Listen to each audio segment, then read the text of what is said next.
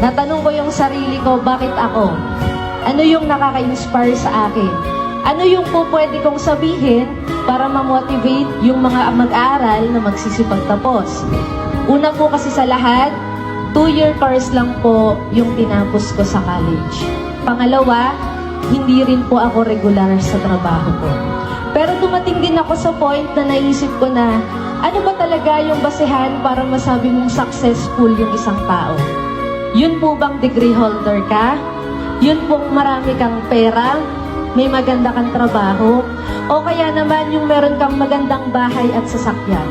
Maraming definition ang success.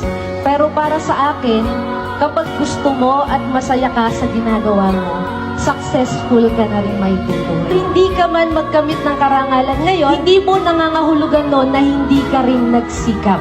Magpatuloy ka lang at huwag po kayong titigil na mangarap. Tandaan nyo rin po na ang pagpasok sa paaralan ay hindi lang para makakuha ng mataas na grado. Hindi sa lahat ng pagkakataon ay kompetensya at hindi po lahat ng matututunan nyo ay manggagaling sa libro.